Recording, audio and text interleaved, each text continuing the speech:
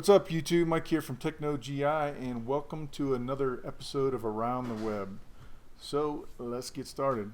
First off, I've stumbled across a pretty cool little gadget when I was looking at the different news feeds, and this is called the TouchWave or TouchJet Wave.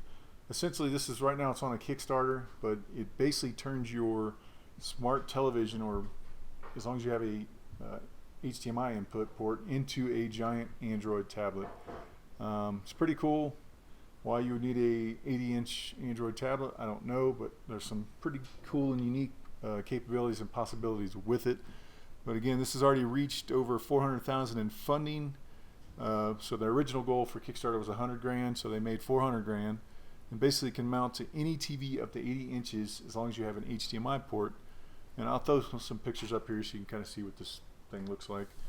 But it looks pretty cool. I've watched some videos on it, and best thing is the price. It'll basically run you 129 bucks, which is less than pretty much any tablet on the market. So you're getting a giant Android tablet on your TV.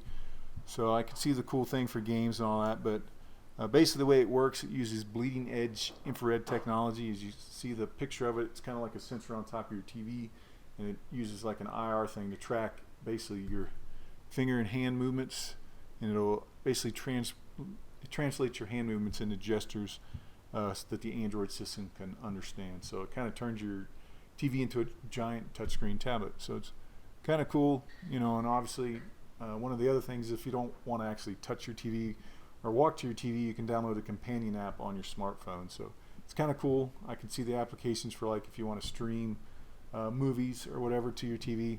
So pretty cool. Like I said, 129 bucks. I'll show some pictures, but it's out there or coming soon. So kind of neat, kind of a unique product. So moving on.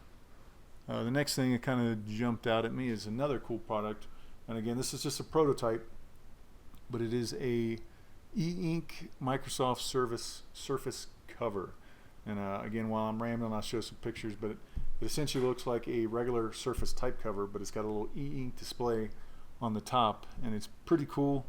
It's very low, or doesn't use hardly any battery, but it's basically kind of for smaller tablets, say like the Surface 3, and it'll expand your screen real estate, so you'll actually be able to use some of the hotkeys on it and use it like as an information bar.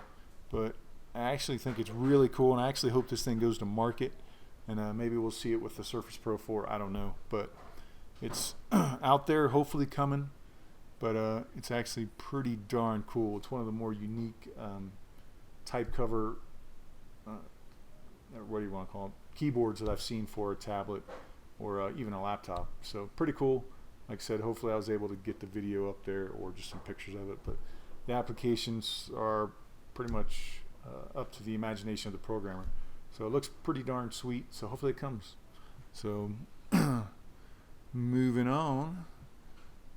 Obviously this was all over the news last week as far as the tech news, and that is with the new Galaxy Note 5. If you take the stylus, and I don't know why you'd want to do it, but if you accidentally insert it in backwards, you can damage the device. And I like to watch Techno Buffalo, and on there he actually had a Note 5, and he did it just to kind of see if it would get stuck, and he accidentally broke the sensor. So it is definitely out there. So if you have a Galaxy Note 5, make sure you pay attention to the stylus, because if you put it in backwards, it will damage and break your Galaxy Note 5. So would not do that.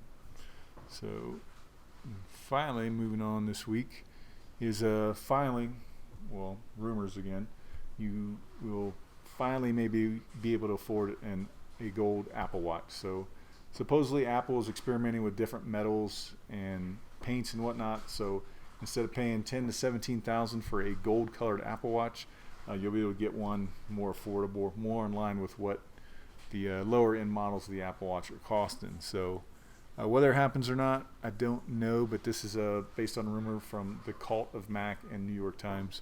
So again, supposedly Apple's working on it. Maybe we'll see it at the September 9th event, but basically a gold colored Apple Watch that I guess is not necessarily solid gold, so it'd probably just be the paint. But anyway, we've seen on the internet there's ways to actually get your Apple Watch Sport gold plated, or spray paint it yourself. But now supposedly Apple will release an affordable gold colored Apple Watch, not necessarily gold, but gold colored. So if you're an Apple Watch fan and you want the gold Apple Watch, it's coming. So with that was a quick recap from the past week. Hopefully you guys enjoyed that. And again, feel free to give me a thumbs up. And if you've not done so, feel free to subscribe. Thanks.